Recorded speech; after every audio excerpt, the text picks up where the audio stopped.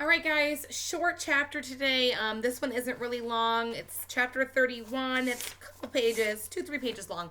I'm just going to dive right into it. This is some pretty serious conversations between Melody and her classmates, and I know you guys are dying to hear about how that went, so I'm going to go ahead and start reading for you guys. Here we go. The air felt thick and damp, like the silence that followed the screaming and crying and sirens. The rain had slowed to a drizzle. After Mom and Dad left with the ambulance, Mrs. V took me out of the car and sat me in my chair. She placed the soggy, filthy doodle on my tray.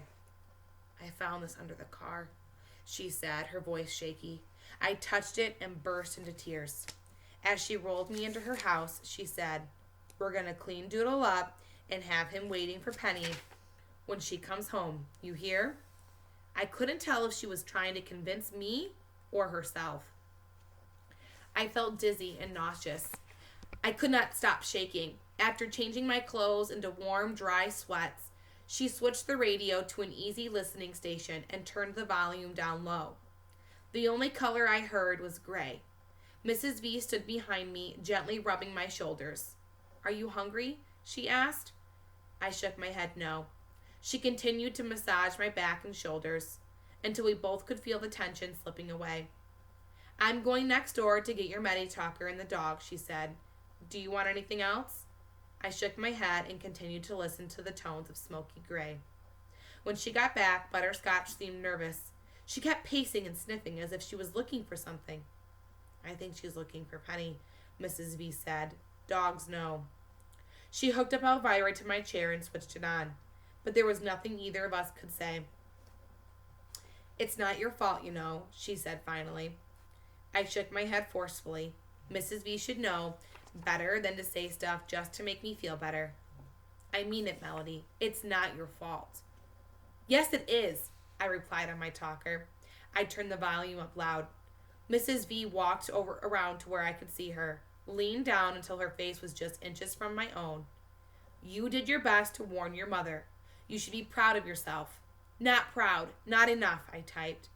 "Sometimes things happen that are beyond our control, Melody. You did everything right." The guilt bubbled up then. "I was mad at Penny," I typed, slower than usual. "Penny knows you love her," she said. Tears slid down my cheeks. "Made Mom take me to school." "So what? The fact you insisted on going to school even after what happened to you yesterday shows you are a strong person, a better person than anyone else there. I'm proud of you for that." "Don't be. I'm sure Penny will be just fine," Mrs. V said then, but her voice said otherwise. For the first time I could remember, Mrs. V sounded unsure. "Will she die?" I typed. "She was alive and breathing when the ambulance took her, so I'm going to believe that's still the case. Toddlers are very resilient, you know." I had to know something else. "Her brain messed up?" I typed. I had seen enough television shows on the brain trauma to know it was possible. My classmate Jill had been in a car accident. I couldn't bear to see Penny like that. Mrs. V answered thoughtfully and honestly. "I suppose it's possible, but I pray that's not the case." "Two broken kids," I typed. Just the idea almost made me gag. "That's not gonna happen, Melody." But Mrs. V's voice wavered. I heard it. I was still for a moment, then typed. "It should have been me." "Huh? What do you mean?" "Nobody would miss me." "Now you just stop stupid talk like that. My whole world would fall apart if something happened to you. Your parents as well."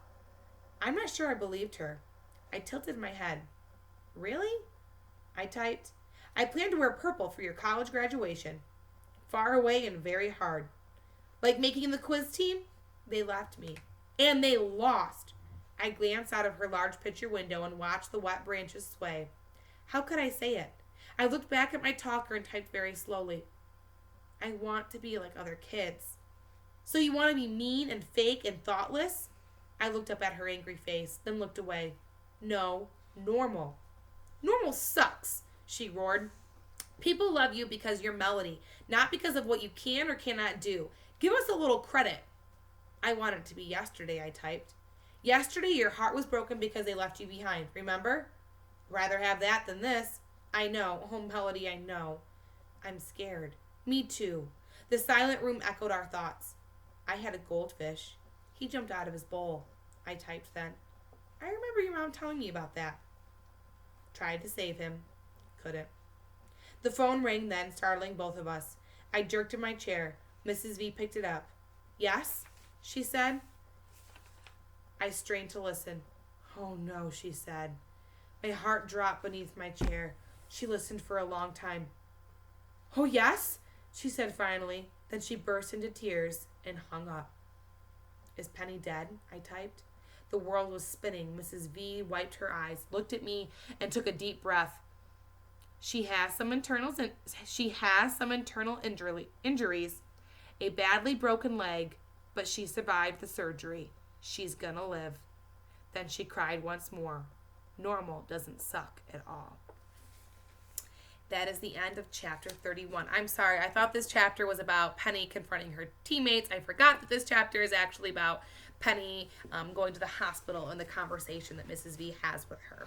So I'm going to post an assignment for you guys on this chapter. We haven't done a lot of work with point of view on what type of point of view that literature is written in. So it's either first person, second person, third person, either through the narrator's point of view, the first person. So like in Melody's case, I'm going to post an activity for you guys on point of view. Hopefully you guys are able to answer it. If you have any questions, feel free to message me. But I think it's important that we cover point of view, and this is a pretty good chapter that we can do that on. All right, take care, and I'll see you in the next video.